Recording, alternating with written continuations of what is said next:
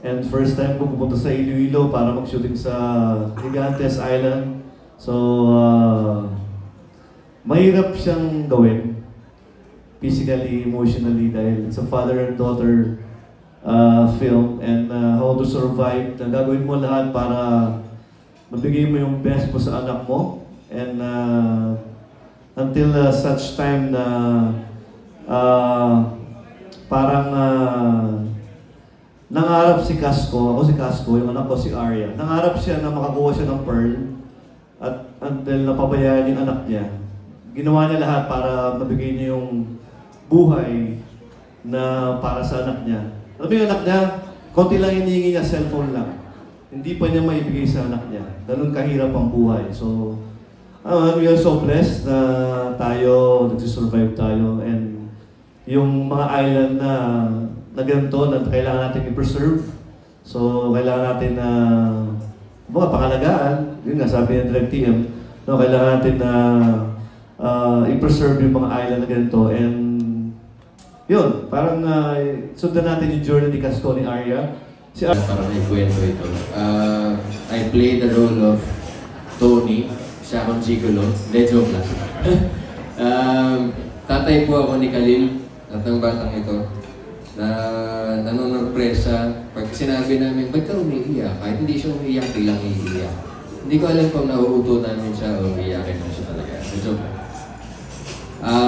It's so much fun doing this kind of film. Because it is personal also to those who wrote it and the director. And ako personally, I related to it because one, I am a father. Two, I had a father. So, wala na rin. And para sa akin, the journey of the story, the journey of how the story was told, parang ang dami lang niyang nabuksang ideas and ang dami lang niyang na-touch na points dun sa personal na buhay ko din. So it was just a joy to do this film. And I hope na katulad ng lahat ng pelikula kasama ko sa Cine Panalo, lalo na yung mga student films, panoorin po natin lahat. Kasi kung sa Peria, sinasakay natin lahat yung rides, dapat sa festival, sinusuportahan natin lahat ng participants. I'm JC Santos, and I'm playing Jello in Journeyman. This is probably one of the most challenging roles I've ever done. This movie is about blood, sweat, and tears, literally and figuratively. I think the closest thing na inaral ko, this is my first time doing boxing. I think I can only compare it to when I was 17 learning ballet. And that was when I was 17. I can recover fast. Now I'm 36. Doing boxing, wala na yung recovery, tanda ko na. So nahirapan ako at isa sa pinaka-paborito ko. Now I was doing boxing, shooting the film with boxers and our choreographer, and even lahat ng mga fight ko, lahat sila mga boxingero. Isa sa mga natutunan ko ng time na sinushoot namin to, na kapag sobrang pagod na yung katawan mo, sobrang pagod na yung legs mo, di ka na makagalaw, di ka na makaisip. Ang magtataggol sa'yo ay yung puso mo. At I think that's the Filipino pride, na yung puso ng Pilipino, na kahit gano'n nakahirap, kahit gano'n nakasakit, kahit gano'n wala ka na hininga, meron kang laging pinaglalaanan. Ito para to sa asawa ko, para sa anak ko, para sa pamilya ko, para sa bayan ko, lagi tayong may gano'n. Yun yung totoong Filipino pride. At lalo na ngayon, siyempre, boxing, yan ito, isa pang Filipino pride. And that's the thing that I learned. It keeps reminding me na you have to be friends with pain, discomfort, and failure for you to win. And that's Journeyman is about. Thank you, Journeyman. Salamat kay Lord, siyempre, kung dahil natin si Lord. Thank you, Lord, sa opportunity na to. And Pure Gold, maraming salamat. Direct Chris, maraming salamat po sa tiwala. And of course, thank you so much to our actors, Katie Estrada, Alexa Ilacan, Kira Ballinger, and Jameson Blake. And also, I would like to thank my executive producer, Miss Miley. Miss Miley, kita ko po dito. Mo kong iwan, sabi mo walang iwan na.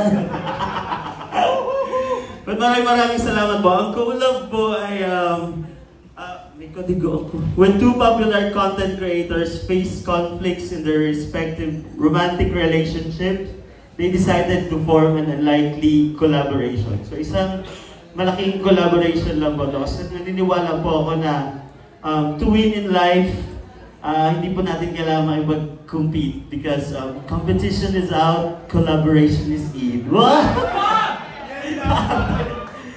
And Pure Gold Cine Panalo Film Festival and yung production namin White Space Studios and yeah, yung character ko po dito si Jared isa po siyang sikat na vlogger and his girlfriend broke up with him and hanggang dyan na lang po muna para hindi na po spoilers Ako po si Alexa Ilacad and I am the girlfriend that broke up with him. Sa kwento po. Pero good afternoon po sa inyong lahat. Ako po ulit si Alexa Ilacad and I play the role of Peach, girlfriend po ni Jared. So, bale, I would also like to take this time and this opportunity to say thank you po sa lahat ng sumusuporta sa pelikula namin, ang Co-Love, sa lahat ng mga supporters po namin. Thank you for hyping us each and every day. And syempre maraming salamat din po sa Pure Gold and Pure Gold Cine Panalo Film Festival. And also to our acting coach, Direk. Thank you so much po. And ayan, thank you for being here and I hope everyone has a great day. Thank you so much everyone, lalo na to Cine Panalo. Thank you so much for having us. I'm just so happy to be here alongside with many amazing directors and student directors as well. It's so nice to see how inspired everybody is and I'm sure everybody works so hard to make these films come to life. And ayun po, about my character, I play the character of Melody. Very artsy po siya, like me, Eme. Pero hindi nga Eme, no? Our film is very relatable. It evolves around us vloggers and influencers. So I think that's what a lot of people are trying to be nowadays. So I think they would really enjoy our movie. And ayun lang, thank you so much for all the love and support. Hello everyone, good afternoon sa inyo lahat. Thank you so much Cine Panalo. Just want to say it's very refreshing to do this kind of project. It's my first time working with Direk. First time working with this production and working with everyone. So I play as Clyde dito sa movie na to. One of the popular content creators that just wants to enjoy life. So yun lang. Thank you so much.